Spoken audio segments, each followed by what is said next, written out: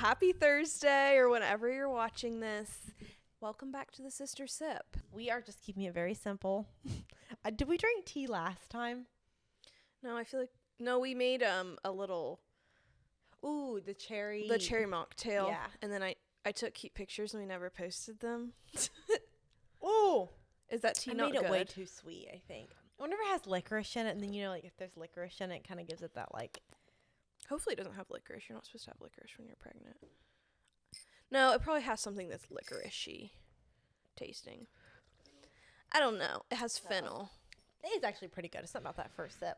So we're just sipping on some herbal teas, keeping it simple today. We were going to do hot chocolates, but Jayla's making some dietary changes that we'll get into. Yeah. So we decided to change course and just do a cozy, sleepy time tea. Yeah. So let's just, today we're just doing a Q&A. We asked you guys on Instagram to submit some questions just to finish up the year here. And so we'll get into those. I haven't read any of them yet, but we'll start out with what's been brewing. I'll just go ahead and start. This is our last episode. I'll just go ahead and say before Baby Works comes.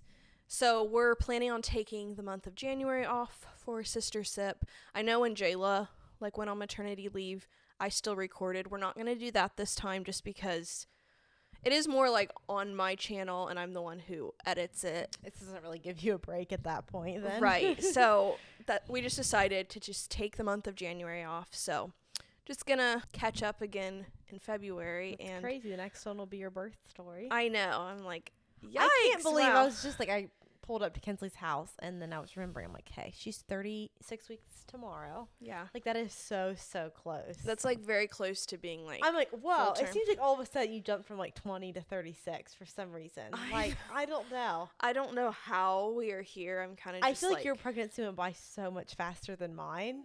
Yeah. I will say the second half did. I feel like the first half was just drug on. Yeah.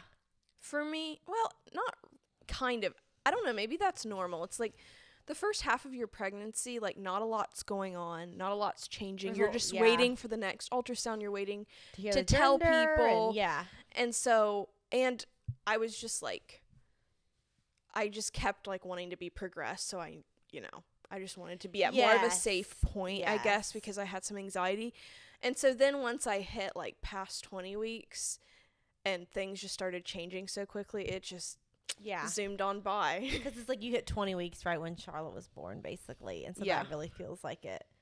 It feels like it's went by so fast having her. Oh, so it feels like the rest of your pregnancies went by so fast. And it was when we were talking about our babies will be around 5 months apart. Mm-hmm. And talking about that, Charlotte being 5 months old seemed so old. She'll be 4 months next week. And then, And she might not even be quite 5 months. I don't know whenever she's our baby's born. Your due date's before her 5th month birthday. But we will see.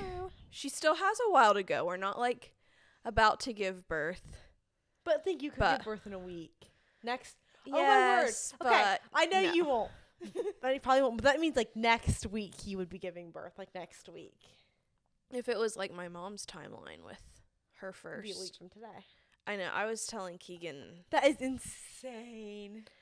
But you know the trending sound that's oh, what if your water breaks right now? It's let's not say that. Yeah. Because I'm not ready. Yeah. That's me. I'm not really in a hurry at this point. But so no one be is the baby here yet? Because she's still got a while to cook. But we'll see. I also am you have to be ready. There's some things I've been thinking. My midwife gave me a list of things to have prepared since I'm planning to give birth at home. Just miscellaneous things around the house. I don't know if I have to order anything. Oh, yeah. Towels, trash bags, a bowl. Towels you can throw away. Maybe. I don't know. She gave me this list. Okay. Probably. Sheets. Yeah. An extra sheet set, I would assume. Maybe. I don't even know if she said that. I don't know. Just throw some crap. Or pee pads, those big pee pads. She did say something about I feel like those pads, you would want. But I don't know if she just meant, let me see. Because then you can just throw them away. 4 to 6 towels, 6 or more if you're planning a water birth. So I am planning to have a tub there, so I'll probably have a water birth. I'm leaving that open-ended. However, at least labor in the water. I don't know. I won't go through everything, but like just bottle of peroxide, gallon-sized Ziploc bag. A lot of these are things that I already have a flashlight with new batteries and large pads. So like I feel like I need to like get my tote together so that just in case. Did you ever get those witch hazel? Yeah, Mom. I did give those to you. Yeah, I do need to collect some more postpartum stuff and order. So you're gonna put this all like in a laundry basket or something? Maybe, or just like a tub. Yeah. Just to have it all. Yeah. Together. So I might. Like Melinda doesn't have to. Did you say her name? I don't. Okay. My midwife's name is Melinda. I mean, oh, okay. Yeah. Then you can just. Yeah. So go around looking for it. Next week, I'll maybe try to get that together. Oh my word! So there's just things, and then like the nursery. We're hoping by the end of this week to at least have like it painted and like the furniture all arranged, and then maybe next week I can work on washing her laundry, organizing, decorating. Maybe that's ambitious. I don't know if I'll get all that done. Definitely prioritize washing her laundry first. I know. Because like you actually do need clothes for her, and like the nursery doesn't have to obviously be done. Yeah, but I feel like it has to be done in order to like put in her furniture to put her laundry away. Kind of. Do you have to set up that desk that you bought? Like the changing table? Uh-huh. Yeah. Oh, yeah, you definitely want that. Keegan needs to build that. It's just like we bought it online, but it just needs to be put together. Building it from scratch. Yeah, I was like, he still needs to make that. I know he's a woodworker. I don't mean that he's making it from scratch. I would love it to be made from scratch, but he has so many projects he's working on. So, that's okay. But there's just a lot of things to be done. I know not everything will be done before the baby gets here as far as like house projects. But in some ways I don't like it, like feeling a little bit stressed and like I have a deadline. But I do like that I am not just sitting around waiting for the baby, I guess. Yeah. Like I kind of am liking that at this point my mindset is more like she can wait. So then if she comes early, it's a little bit more of a... You don't feel as much like, okay, what am I supposed to do? Like the days would just drag. Yeah. Like you've got stuff to fill your days with. But I can see if I go past my due date, that being kind of like... Then you're just kind of discouraged, because you have that date, even though it doesn't mean anything. It's kind of like, oh, okay. Like, now, when is she going to come? Yeah. Yeah. So, whatever. She'll come when she comes. And... yeah, that's a little update. And as far as my vlogging and YouTube channel, I'll probably definitely be taking some time off. I'm not sure when, I'm not sure how long, but I just want to give myself that space to adjust to our new little addition. I'm sure there'll be a lot of changes in our lives, so yeah. So. Yeah. So I don't really know what my channel will look like, but I don't plan on just like quitting YouTube. But yeah, it might look different for a little bit. Another thing I was going to say about like the end of pregnancy, a lot of times it's like all the pregnancy aches and pains that make you like ready to not be pregnant anymore, which I definitely feel that way. It's like crazy. I feel like once I hit 30 weeks and like 35, like I've had all these new symptoms, and it's like, okay, this is what they mean. Thankfully, I know some people like get stuff like this as early as like 20 to 25 weeks. Yeah. So I'm like, okay. But I also feel like in some ways you almost just get used to being uncomfortable. Yeah. Like I'm kind of like, wait, there's going to be a time when I'm like kind of normal again. Like I'm not like struggling to do literally everything. Because it feels like... You'll notice, like, I forget who told me this, and it was so true. How much, like... sleeping without your big belly, like you just like melt into your bed. Like now it's like so, or for you it's like so probably uncomfortable, or just like kind of a lot of effort to get into a comfy position and turn side to side. Like then you can just like kind of just like melt and curl up, and you just feel all lightweight again. And you can just like switch sides so easily. Yep. The whole like with Keegan situation has changed. Number one, we started to do more of that Scandinavian sleep method. Oh, we both have your own. I don't know if you noticed that. Apparently, I like hog up the blanket way more. No, I was so hot, so I probably didn't use much. Well, you were in the summer. I'm not necessarily that hot, and we have a pretty lightweight quilt. But I think what happens is my stomach, if I turn it, just like drags so much. And Keegan was like, it was better if I just get my own. So I'm not like, he didn't want to be yanking it away. Another thing, which is kind of like, I don't really know what to do about this. I feel bad, but apparently new pregnancy symptom within the past couple weeks that I've started to snore a lot. Oh my goodness. I'm guessing it's like, I've never been a snorer really. Basically, I just feel like this like big, annoying person to sleep with. With her snoring. Oh. Keegan just said that he woke up at 3:30 a.m. 3:30 p.m. because of my snoring. But the thing is I also kind of can get insomnia if I like wake up. So he doesn't want to like, because I'm kind of like, well, you could like tell me. But then it's like if he wakes me up, I might not be able to fall back asleep. Did you move to the couch? No. This couch probably isn't super comfy to sleep on because it's not super wide. It's not very comfortable. So, anyways, I'm just kind of, you kind of just feel like you lose yourself. Like, I just feel like this big, snoring, I don't know, like, handicapped person.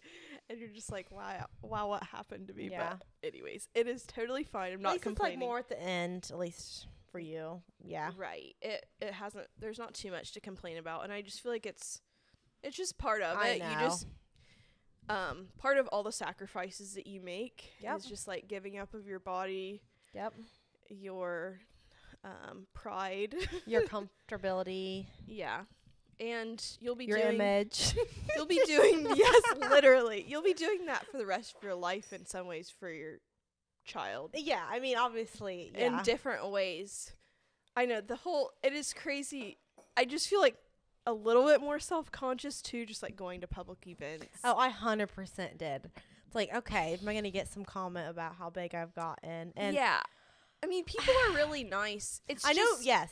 You know, people are kind of like, how big has she gotten? Because like analyzing. I literally would have been that, like, it's not like I don't look at people, and I feel like I haven't hardly even thought about it with you. I'm like, oh wow, you're at the end. I guess it's because I've already been pregnant.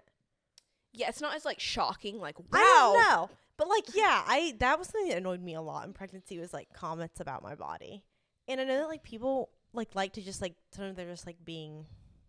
They're just making conversation. Or they don't think it's offensive, or it's like, I mean, yeah, obviously I am getting bigger, like, or it's just like funny or something. But like, I think that was like probably one of the hardest parts of pregnancy for me was my body changing.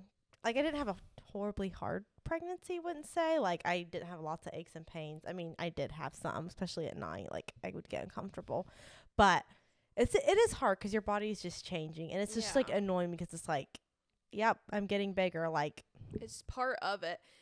Yep, like there's not, like at some point there's like nothing you can do about it. I mean, you're obviously glad that your baby's growing nice and healthy, but it's like, yep, like it's obviously like not ideal to look this way. Like I didn't, yeah. But yeah. But also it's like when you're at the end of pregnancy, you're probably going to look like you're at the end of pregnancy. Like, you know, it's like some people are really tiny, and that can be that can be totally fine. It can also, not everyone wants to be. Yeah. It's like not necessarily a bad thing to be big. It's like obviously your baby's healthy. Probably. Yep. But yeah. But also seeing you, it's like your body may never be the same, so I'm not saying it will, but like you're going to be normal again. Yeah. Like I'm not going to look like this forever. You're not necessarily going to be as like skinny as you were before or whatever, but it's like you will look. I guess you can wear normal clothes. Like you'll look proportional again at least. Like yeah. Most likely, like, I mean, eventually some people it takes like a little bit, but you should at least be able to like go back to some of your old clothes. Like, oh yes. It was so nice. It's like, yeah, you're not obviously instantly just like so flat and skinny again, but it's like you can just. It was so nice to wear like skirts and shirts again, and just like it like at least lays pretty nice. You can at least like, I don't know, it's not like you just have this huge bump in the way the whole time. Yeah, the bump is cute and fun, but like after a while, it's kind of like okay. Yeah. Once again, not complaining. Super thankful. Yes. I'm thankful every single day. I would choose this again and again. Yes. She's worth it, but Yeah. Also, it's okay to have these thoughts and feelings. So if you're in a similar situation. Yes. The one update I know I talked about that this was going to be happening soon in our last episode was that I had my baby shower. It was very nice. It was like a very cozy evening. They had it in like a barn. It's like barn, yeah. Yeah. That's like used for events. And not a lot to report about it, but it was just so nice to get. So much cute stuff. Like, it reminded me, I don't remember if I talked about it with my shower, like getting a bunch of stuff that actually, like, I don't know. I think sometimes, like, with girls, you can, like, people almost buy more clothes if it's a girl. Maybe that's not true. People love to buy girl clothes. It's easier in It's some maybe ways. easier. And so you can maybe, like, accumulate a ton of stuff that is not even your style. Yeah. But I feel like you got so much cute stuff. Like, I don't know. I really did. I'm kind of excited to do the laundry and, like, go through it all that again. was fun to do. Yeah. So I just can't wait to dress her. It's like, I get to play dolls again. Yes, I know, literally. This is, like, not a life update. I'm like, do I even get into this? It was just something that was on my mind. Okay. Since we are getting into the new year. Last year, I know you're not, like, a New Year's resolution person, really. And No. Just kidding. You're like, I don't set goals for myself. I don't set goals, yeah. No. And I feel like Keegan he's, like, a big goals setter person. So, like, maybe that's kind of what pushes me. But this past year, obviously, like, last year around New Year's was kind of like I was a little bit in the trenches. Yeah. It was like we had our miscarriage earlier that fall. I wanted to be pregnant so bad. I feel like that was like around the time you just got pregnant. Yeah. I don't know. It was just like I was struggling. So I was kind of like not trying to like make New Year's resolutions. But what I did do is make like a New Year's mood board. And I kind of want to do that again. I'm trying to find it. Oh, here it is. So this is kind of a fun idea if you don't want something as like extreme as like New Year's resolutions, like making all these goals. Thinking of things to write down and It's more like reflecting on what you want the year to look like. So like say how you did it. So I kind of have I could put it on my story maybe. Yeah. It's kind of fun to look back on now that the year's like over. I know like probably the main thing on my mind when I made that was like I just want to be pregnant. I want a healthy pregnancy this year. But it was also good, and I did put that on there, and that has been an answered prayer, a blessing that I have received this year. But I also, that's really cute. Maybe if you're in a season where like all you can think about is like the one thing that you want this coming year, if you're in a waiting season, it's like thinking of other goals that you could make too. Like I wrote a book a month, didn't stick to that one. Like lots of sunlight. I feel like this year I have tried to prioritize getting sunshine more, like seeing it as like a necessity or like a vital part of life. Not that I'm perfect at it, but just something that's a little bit more on my mind. And I have like more walking, but it's not just like goals. It's also like thinking about maybe something you're looking forward to that year, because I knew we were going to the Outer Banks, so I like put a little beach picture. I knew we'd probably be doing some home remodels. I didn't know how extensive they would end up being, but I put like new flooring and like fun home projects, did a little mood board of that.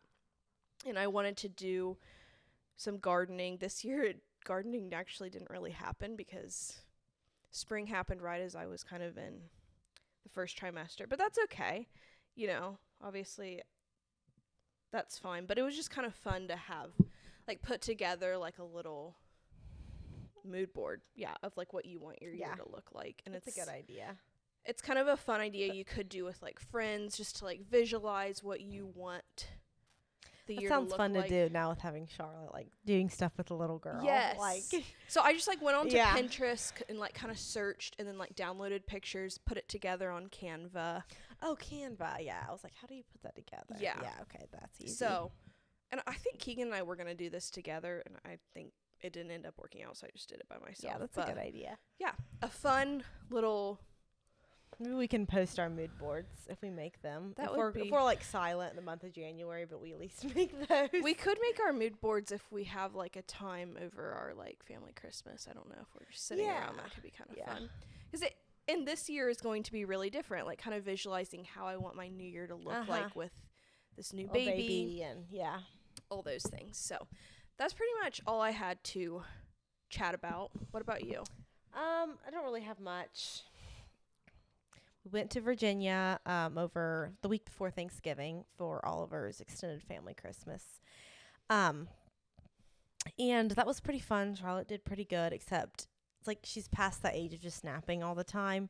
And so definitely like towards the last little bit of the trip on the way out there, I forget it was the last hour or something, like once she woke up, she was just done. Yeah. And we may or may not have pulled up dancing fruit. Wait, I don't know what that is. So, like, I guess it's a common thing that people, like, a little show that you show, like, newborns. It's like dancing fruit. It's like this, like, dancing, is it, like fruit. Super stimulating? Yes. Okay. But she it's was like, it was, like, I don't know, a 3-minute video. There's a bunch of different ones. I was just like, all right. We, like, put it on, put it in front of her. And it, like, totally, like, quieted her. And she stared at it. And then once it was over, I think it was, like, she was still, like, very worked up again. But that was hard on the way back. And we're like, oh, no, how's this going to go? Because we know she's, like, she doesn't normally hate her car seat. But when it's, like, that long of a trip, it was, like, I don't know, 6 or 7 hours. Thankfully, she, like, started kind of getting fussy right when we left to go home.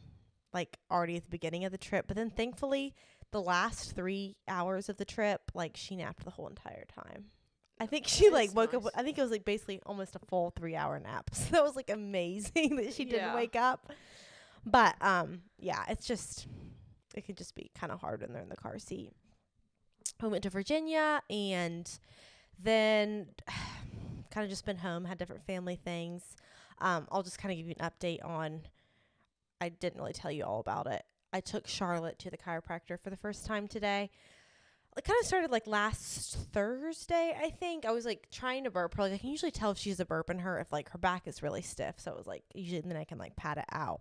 Well, like her back just kept being stiff. Like I'd like turn her, like bend her over and like her reflexes or whatever, she'd like just shoot straight up or whatever. Like she could not bend over. So I'd have to like put her over my shoulder to burp her. So I was kind of concerned about that. I was like, maybe it's kind of making her fussy. I kind of thought it was. And then I was like, I don't really think it is. But either way, I was like, something seems to be off. So they were thankfully able to get me in really quick when I called them about it yesterday. And I was able to get in today. And so she has silent reflux. So it's like not full on reflux. I don't know much about it, but like I think like reflux is a lot more obvious. Like they vomit a lot and like spit up a ton. She doesn't really have a lot of that, but I think what's kind of triggered it is like I've been, hence why we're not drinking hot chocolate tonight.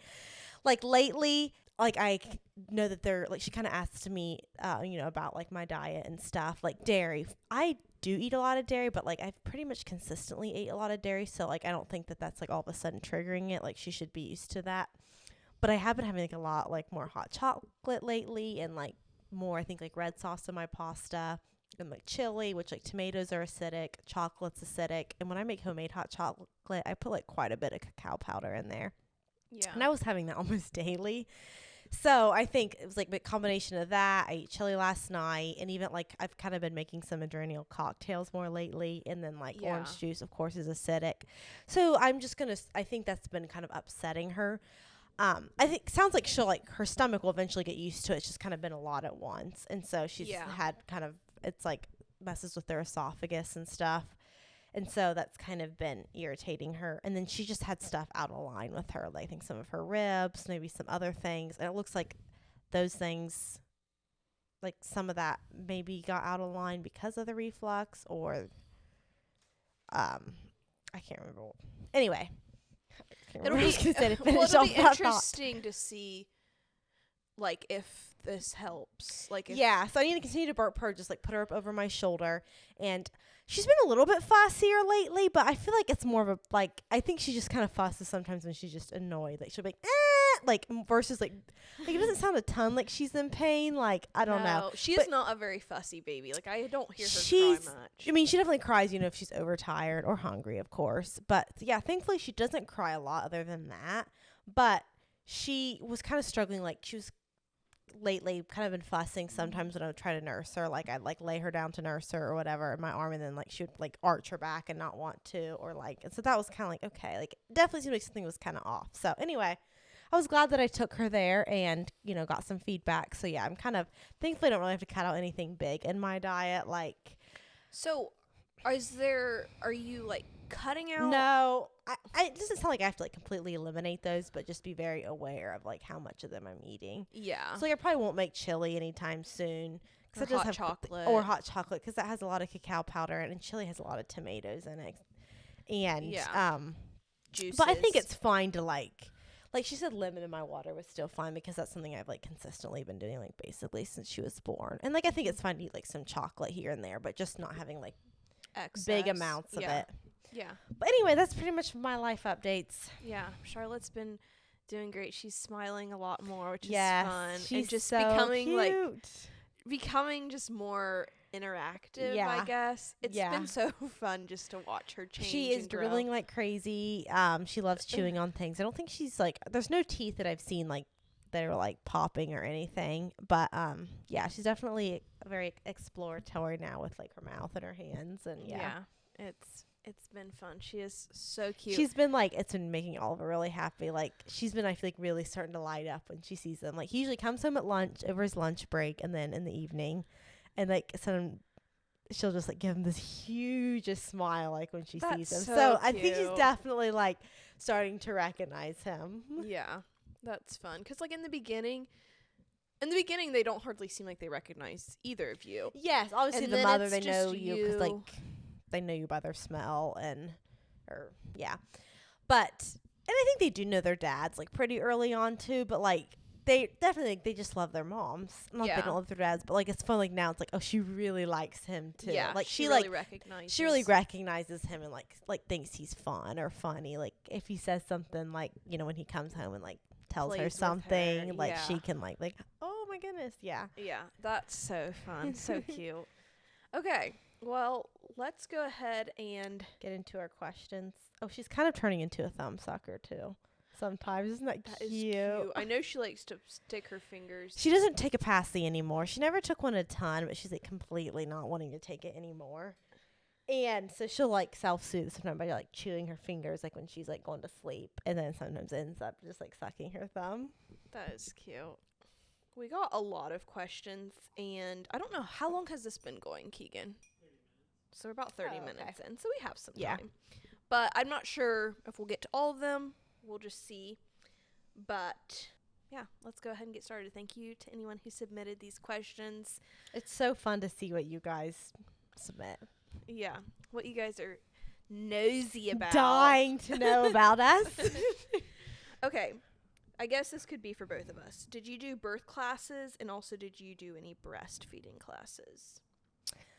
No, I just didn't really have a big desire to. I tried to do a lot of research on like, I guess, birth and breastfeeding, like to be like pretty knowledgeable, especially breastfeeding, because I was like, that's something that, okay, birth is just going to happen, obviously. Like, you're going to have the baby, and you think you're like most likely to be coached along with it. It's good to be very obviously, like, I think, know how it works and be like knowledgeable about different things you can do and just how birth works. But like breastfeeding, it's like, I don't know. A little bit more. You go home and you're like continuing to breastfeed them for a really long time. It's like, I kind of just wanted to like, just like know the basics of like everything, like how often they should be feeding and like maybe like burping stuff and like if I was to pump and like, okay, then like how, just like all the different things.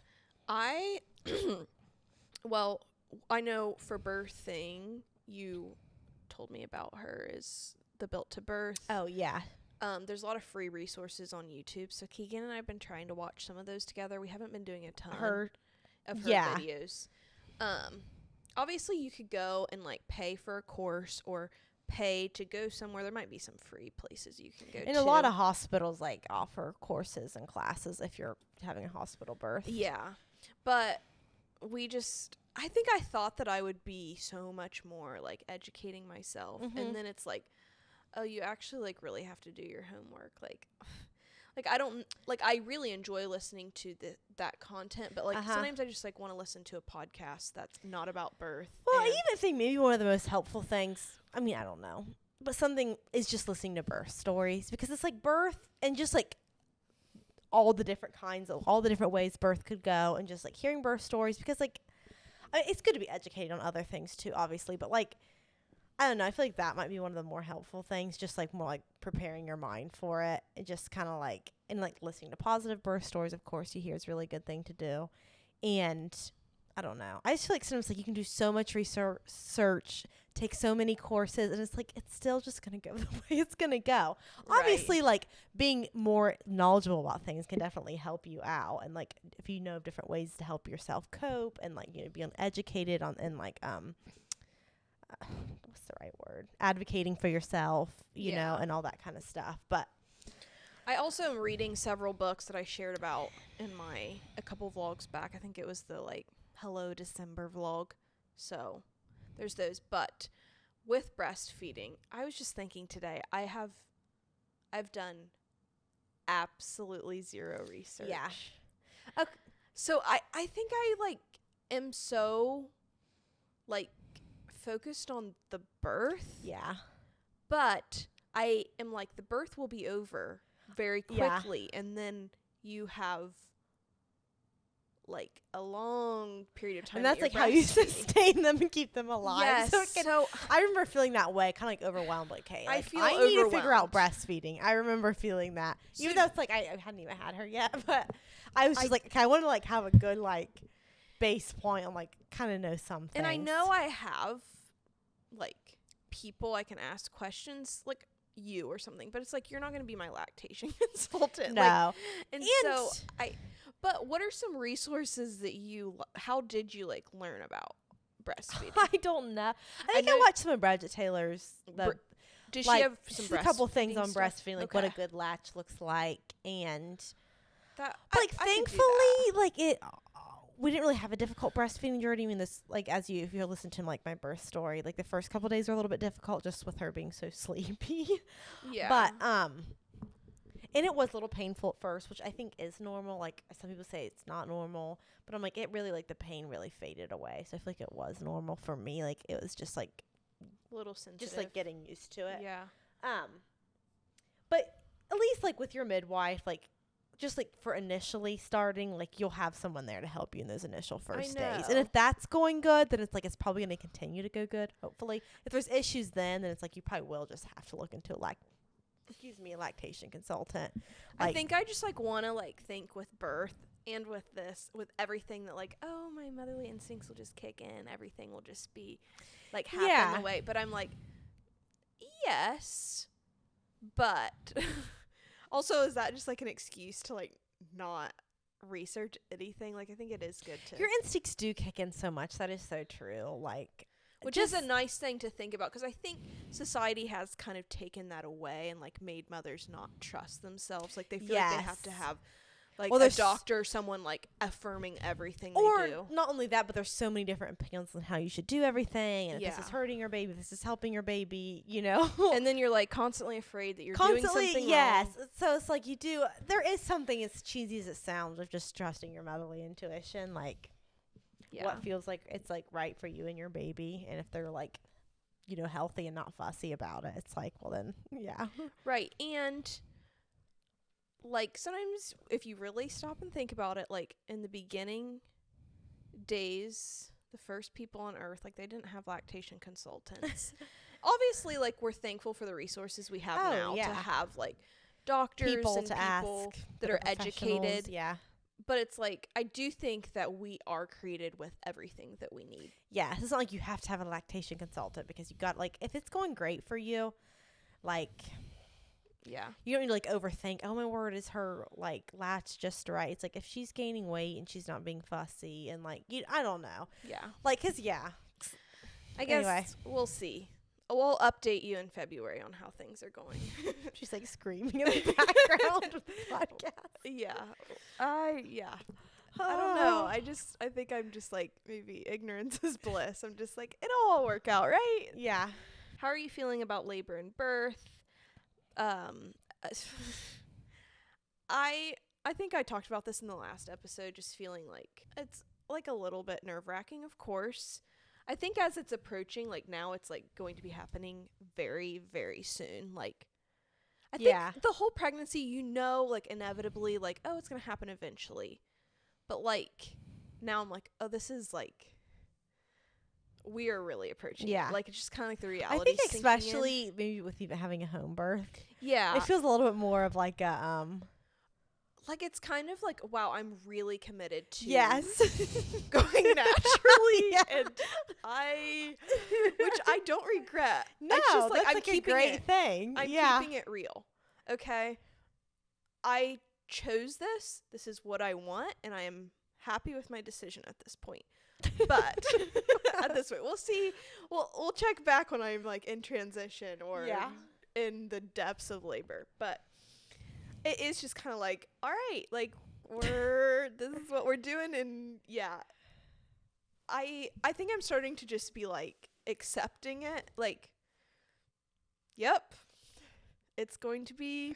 But you're just like, painful. I don't know how you're feeling, but like, I know you're not as antsy as probably I was to have the baby, but it's like, it's so exciting. Like, that's like the end of all this pregnancy. Like, that's the end goal, and then you get to meet your baby. I can't wait to like, meet her. Yes, it's like, it's just like.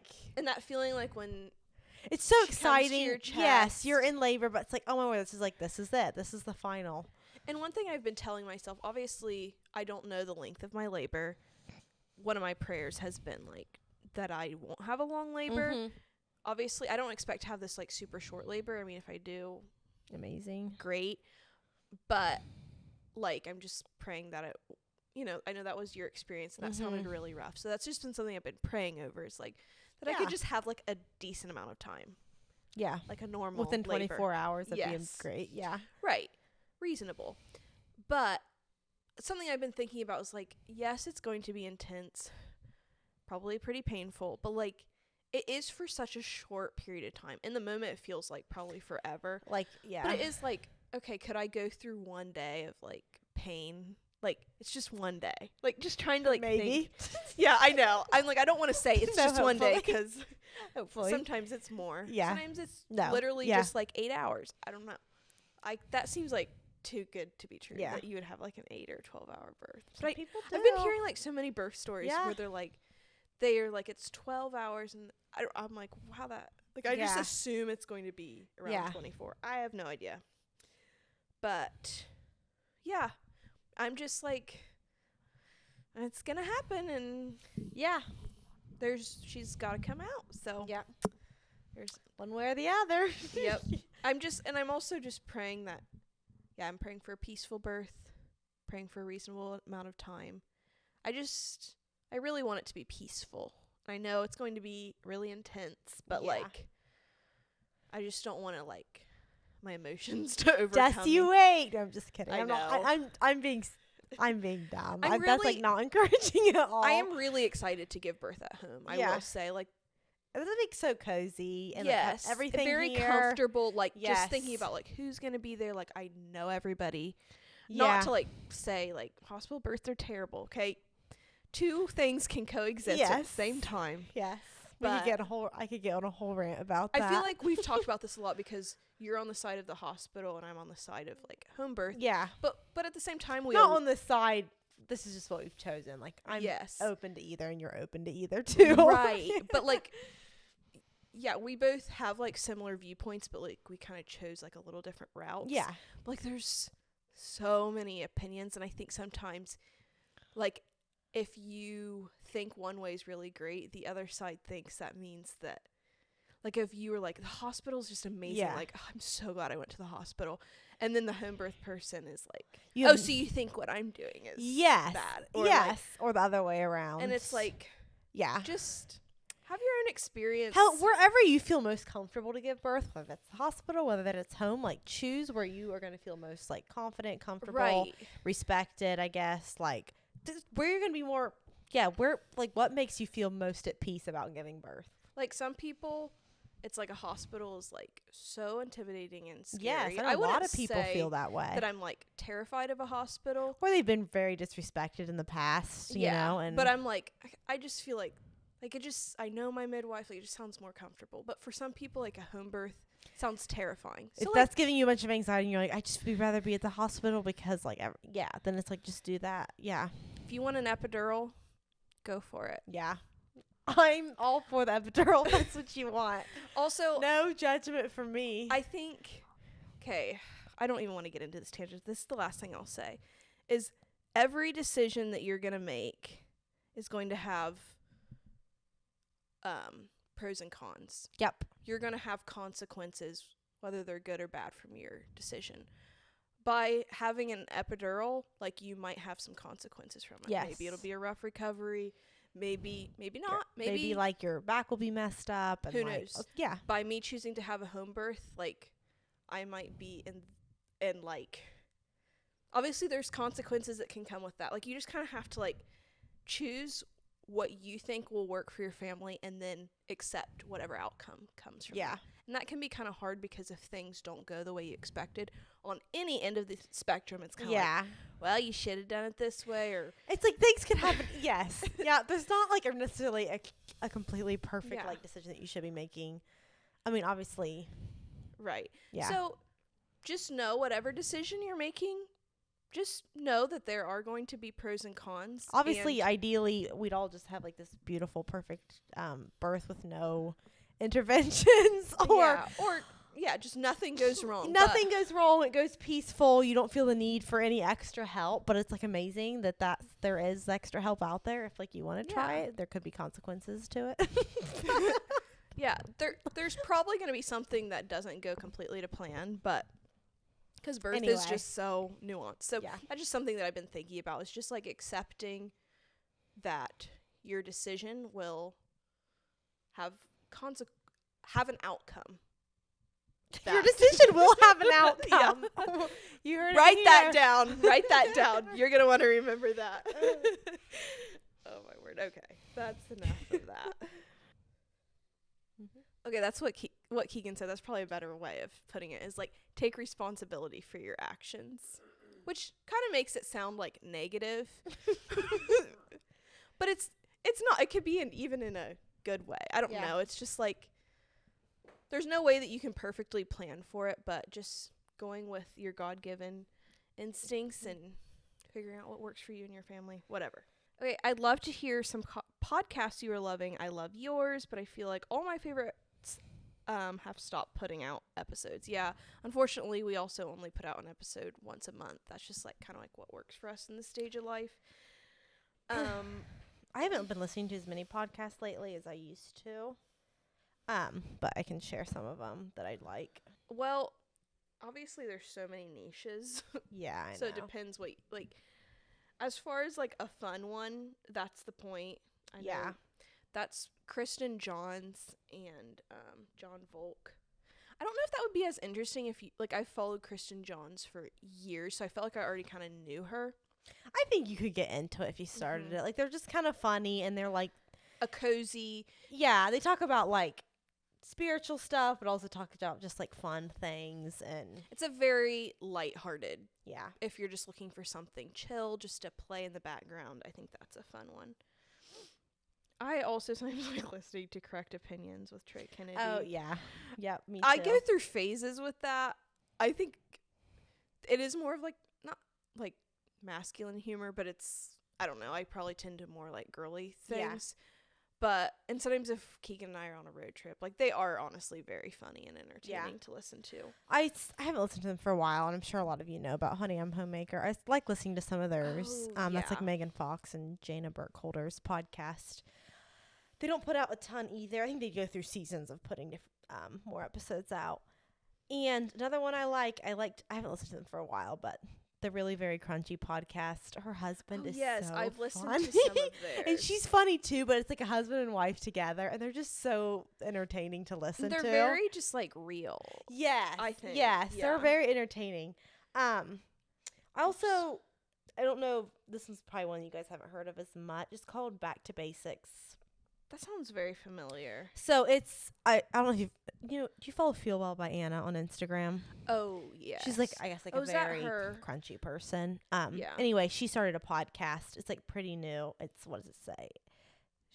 It says health, relationships, faith, and femininity. That's basically what it is. Okay.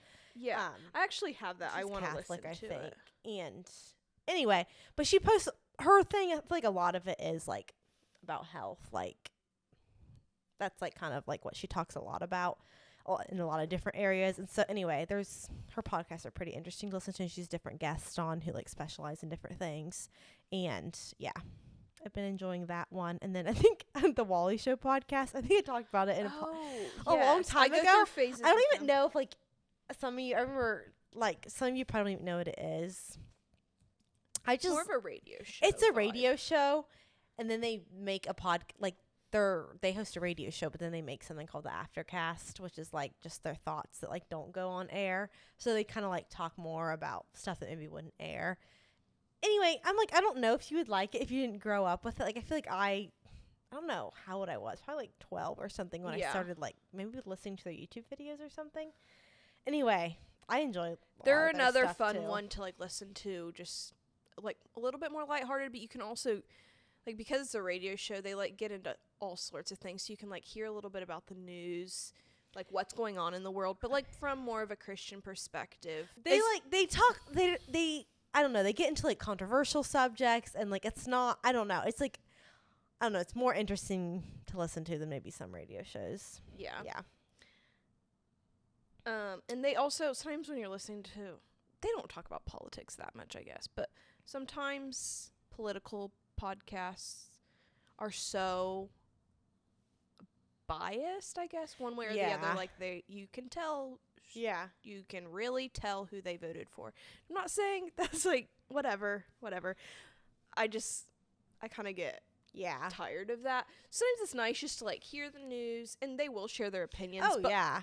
You don't always, sometimes it's nice to like hear from a perspective that's like, I think I know who you voted for, but I'm not 100% sure. Yeah. Like, it's not like, oh, you are so biased. Yeah, to just this one side. You're like 100% on the left or the right, whatever. Yeah. What advice would you give a couple that's about to have their first baby? Would love to hear from both the perspective of getting ready to be there and the perspective of having just gone through it.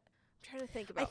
I will say, I feel like a lot of it depends on the, can't think of the right word. Not attitude of your baby, but attitude's not the right word. Well, just the kind of baby you have? The kind of baby you have. I don't know. Yes. Like, if you have, like, lots of stressful nights and, like, you're not getting sleep and your baby's crying all the time and they've got all these, like, issues that you're trying to figure out, the temperament of your baby, I guess that's the word I was looking for. Like, that would put so much more stress on your relationship because you both are, like, I'm sorry, like, you're just stressed when your baby's crying. Mm-hmm. So, like, if you have that happening a lot and you're not getting sleep like that, I feel like it's going to put a huge toll on your marriage and like just like your whole mood in general. Going through stressful situations in general. It's kind of like when you're like rushing out the door to go on vacation and like you're running behind. That's always when you get into some sort of a fight with your spouse because you're both stressed. But like, I'm not great at this, but like even me, it can be easy for me, like if I'm asking Oliver to have like help with something or like, hey, can you grab me this or that, or like, can you watch her real quick, and like I can kind of like snap at him. Like it's easy, like if I'm like kind of feeling stressed about something, you're or, on like, edge. I'm on edge. It's like very easy to snap. And so like something is just like, I'm not good at this, but like going back and apologizing and like just talking and working things through. And just, obviously I hope that your spouse is like very helpful and like, you know, always going to be there for you if you need them to like help with diaper changes in the middle of the night, or just like to watch the baby for a little bit while you like go and take a shower and all those kind of things. I don't know. I don't feel like our marriage has taken like a huge toll with her. Obviously like it was so fun watching Oliver become a dad. He was so obsessed with her. Like that's so fun watching your spouse become a parent. And I know it's like been fun for him too to like watch me and Charlotte's relationship. But it is easy, I think. It is like your whole world revolves around your baby. Like that's so true. And so I think it can be hard to prioritize like just spending time like just you two. Mm-hmm. So it does help like we haven't even been on a date night yet, but I'm like, I know this isn't like doesn't work for everyone. Like for us, like we put her to bed like around 7 or 7:30 usually. So then like we like to hang out together in the evenings. One thing I need to do better about is not being on my phone so much. Like actually being more intentional about one-on-one time in the evenings. But like I feel like it hasn't been too hard for us just because of her temperament. She's been pretty easygoing, and so like we haven't been in super stressful situations. But you will like, even if you have a pretty easygoing baby, like, you will get in stressful situations. Like, she's going to cry. Like, they're going to cry at some point about something. I'm sure you're going to be stressed because you're trying to figure everything out. But just, like, apologizing for when you snap at each other and just talking things through. Giving grace. Yeah, giving grace. Yeah. I don't have a ton of advice on that. Yeah, I don't know. But it is easy sometimes, I think, to, like, the baby will stress you out if they're fussing about something, and then it's easy to snap at each other. So. Yeah. I don't know, like, what my perspective is, because I just am, like, we're about to enter that, and I think we're just kind of going in blind. I think one thing that's fun to do together is, like, when we're watching birth videos, like, trying to like, prepare together some, like... Yes. Watching some stuff together about birth and talking through all of that, communicating kind of like some of your expectations or what your expectations for that person. Like, if you... During birth and after birth. Right. Like, do you think your husband's going to be up in the night with you? Obviously, your mind could change on that. You might think you want them up with you, and then you're like, no, just let me do it. Or you might think like, oh no, I'll just do it all, and then you're like, no, I really need you, whatever. But, like, kind of establishing some of that, but also knowing, like, your mind could change on that. Having lots of conversations. When you're at the end of pregnancy and you're snoring and you're big and you're handicapped, just not being so offended. Like, yep. Even, like, within your, like, Keegan will kind of make fun of me, but, like, it's... Like, we will just, like, laugh together. Oliver full on, like, thought I was big. He wasn't, like, trying to be, like, he's still, like, oh, no, like. I'm glad Keegan's, like, honest with me. Like, now I'm like, oh, okay, like, you don't just, like, tell me I'm pretty and just to, like, just to say I know it you're and being you don't genuine. Mean it. Yes. I'm not that he's so mean to me, but I think we just kind of laugh about it. Literally today, I'm going to really expose myself. We got to laughing so hard. It wasn't about me being pregnant. And I'm just, like, immediately got up because I was peeing my pants. Yep. Once Lose again. some of that bladder control. Once again. And I just was, like, laughing so hard. And then I'm like, we're just, like, then we're laughing even harder. Yeah. And just kind of, you know, this is more about the end of pregnancy. It's just, it is what it is. And you can choose to, like, be really grumpy about it. Or you can choose to, like... Yeah. It can be really funny, and it's, like, it's a short phase of life. Yeah. So just enjoying each season together. Maybe it's just a personality thing. Keegan and I just, we like to joke around. Yeah. So that's always good. Just, being intentional through each season. How do you find quality friendships, and how do you balance time for friendships and family life? I think because we kind of have, like, a core friend group a little bit, like, most of our friends are the same. We have a few maybe that are, like, we hang out with a little bit more separate. I feel like somehow this is, like, not normal, but they were all, like, our teenager friends. I feel like we are so blessed. Like, I don't even know how I found how it all came to be. And, like, how everyone just vibes super well together. Yeah. So I feel like I don't have a lot of, like, advice about, like, making adult friendships, because that's, like, kind of hard, and that's like a whole different... That does sound very hard, like, once you're already, like, maybe married or mom or just an adult. It's like, yeah. Because I think pretty much most of my closest friendships are ones that either were childhood friends or, like... early teens. Yeah.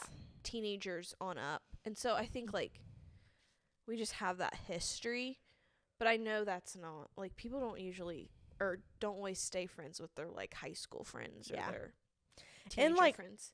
For, like, most of us, like, we've all just, like, been entering the same season of life at very similar times too. Like, dated together, got married around the same times. Now a lot of us are having babies around the same time. And so, like, that's, like, helped us be able to, like, keep up our friendships, because it doesn't seem like we're all going different separate ways. Like, we seem to be, like, stepping into these chapters, like, relatively close to each other. Mm-hmm. But, so, yeah, I don't feel like I have a lot of advice on that either, because I do, like, truly feel so blessed to, like, have the friend group that we do have, and it does sound, like, very hard. It would be hard just to go out and make friends at this point in life if I didn't already have, like, a really good, solid friend group. I mean, I think it is obviously good to always still be, like, looking to be friendly. I think it's hard.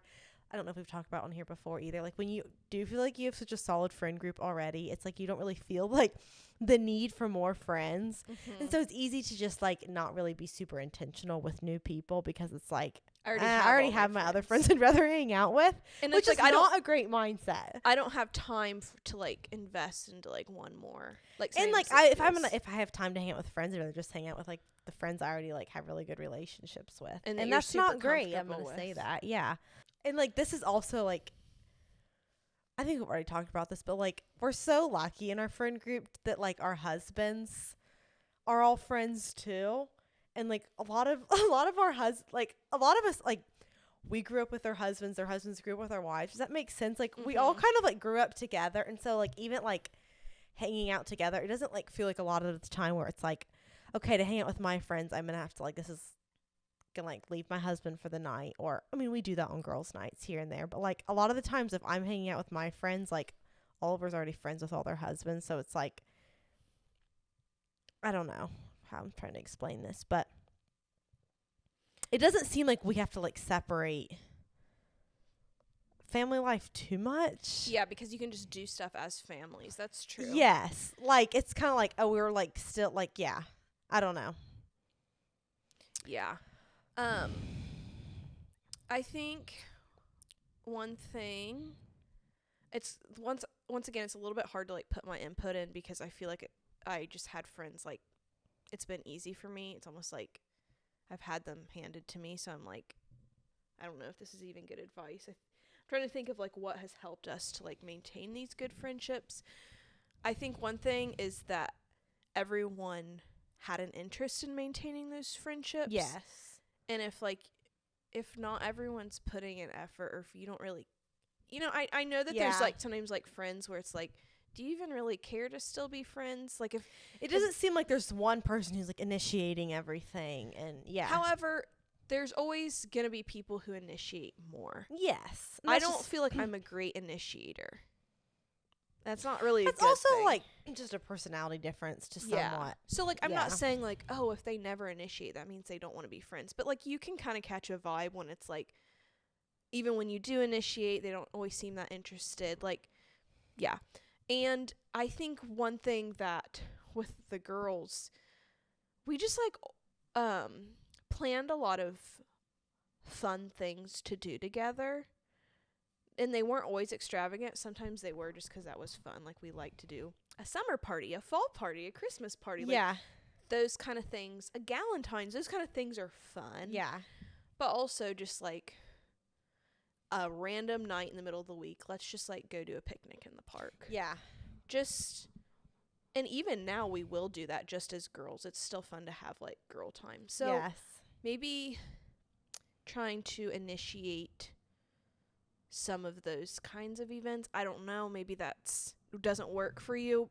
And maybe if there's like a few people that all hang out, like sometimes it depends the kind of person you are. It's easier in like a small group. I'm kind of a small group. I'm not a big group person, but I'm also like one-on-one's kind of hard. But I kind of like a group of 3, 4, or 5. Like if you're wanting to make some new friends versus like it can be very intimidating, I would say, just to like reach out to someone one-on-one to even hang out. But like if you kind of get already like 4 or 5 of you together, then it's like it's already going to be less awkward because there's lots of like different people to like maintain the conversation and ask questions to. And some people love one-on-one though, so if that's you, then go for it. That's just like not me as much. Not that I can't be, but I just feel a little bit more comfortable if it's like a small little group and we can kind of like it's easier to keep the conversation flowing. I'm getting so hungry.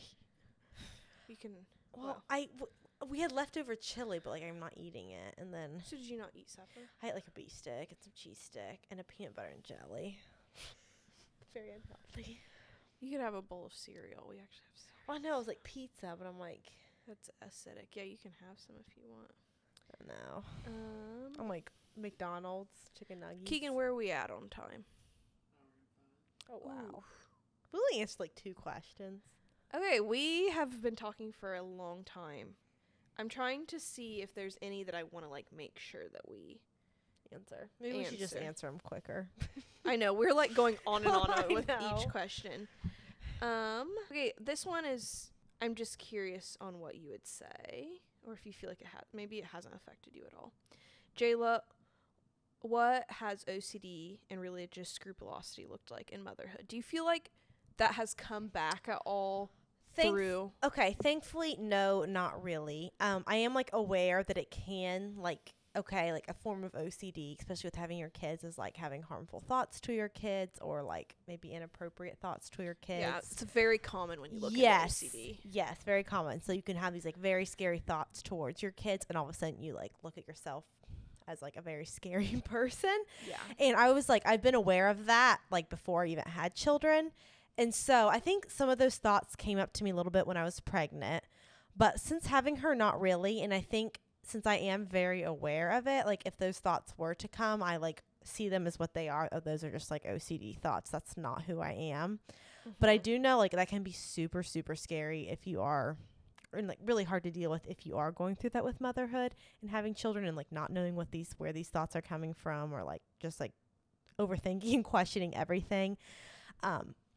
Like I've talked about with OCD before, it's just like it's so just helpful to be aware that it is OCD. So like even if you are experiencing these different bad thoughts or scary thoughts, like when you realize that they are OCD, so if you have struggled with it in the past and it comes up again, it's a lot easier, I feel like, to battle through them because you just realize you see it for what it is. It takes away the power. Like, yeah, like, it's like, oh, this is just an intrusive thought. No, that's not. We've been through this. We've dealt through this. I'm not saying I'll never struggle with it again. I think that'll just be a part of me. And that's actually been something like when I pray for Charlotte, is that I pray that she will not struggle with OCD when she grows up. Yeah, that is because like, you can inherit those things. That's a really like, and I'm like, if she does, at least like she'll have a mother who struggled. Like you'll know how to help her. Yes, I struggled with it, so like hopefully she would feel like she could talk to me about it, and I could help her work through those things. But yeah, thankfully, I don't feel like that's been a big thing for me, and I think some of that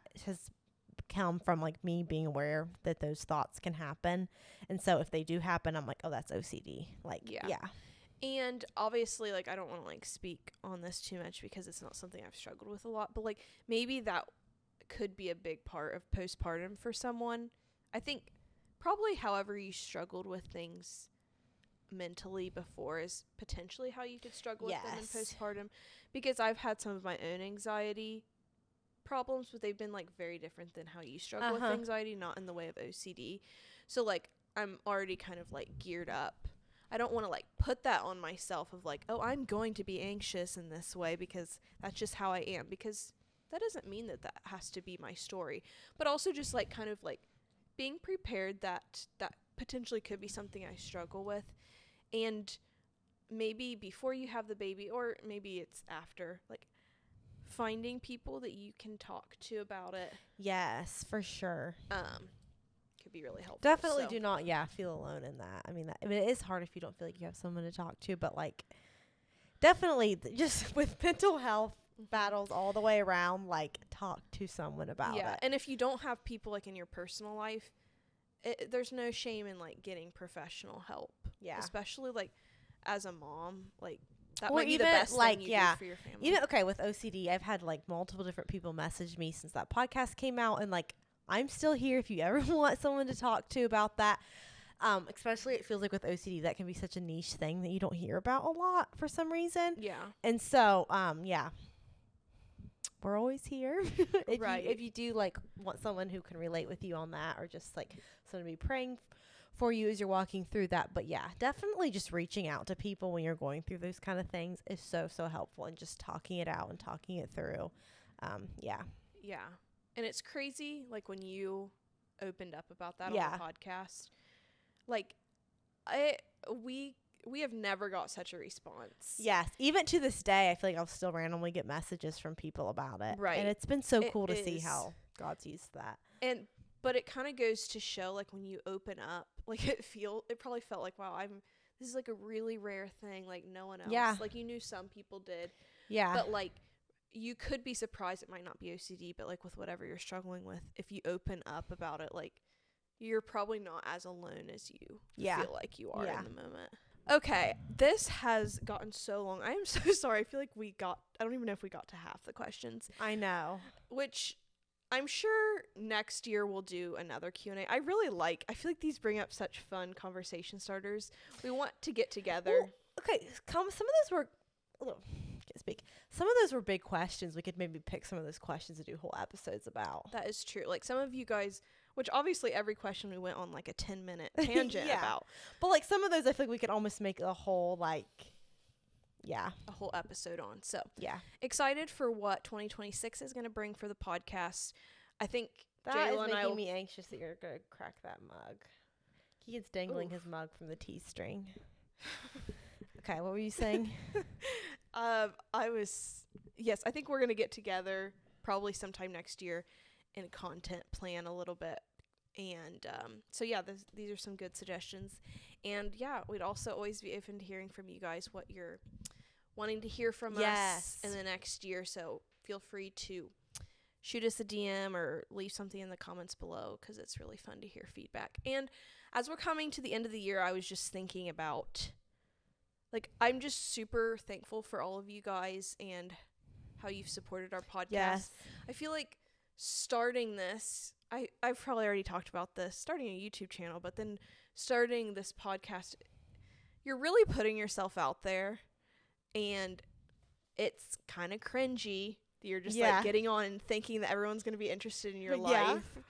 And like, it could have been that like no one listened, but we've had so much support and great feedback. It is so crazy, like reading comments. People are like, I look forward to this and love listening to you guys. I'm like, that's so crazy that like people, I guess, are entertained by just like listening to us. Right, because sometimes when I'm even editing, I'm just like, it's so cringy. I'm like, I think one thing that bugs me is how like ineloquent. That's not even a word. Yeah. How not eloquent we are. Like, we didn't take speech. Like, I just feel like we didn't take speech.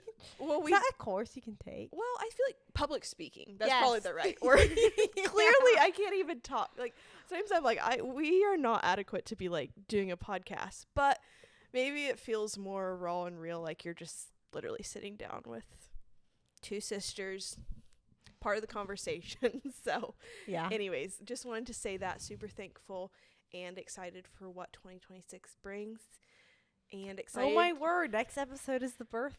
I really hope this is what I am.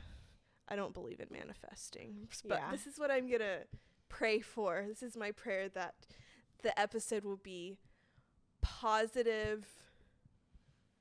Kenslie's positive. Yeah. 3-hour pain-free birth story. Yes. Yeah, no, but hey, it's positive if your baby comes out. Positive if she comes out. Okay, that's it. I guess we're done babbling for the day, for the year. Yeah. So we'll see you guys in February. Oh my goodness. I know, that's a long time. Charlotte's gonna be so big. All right, see ya. Bye.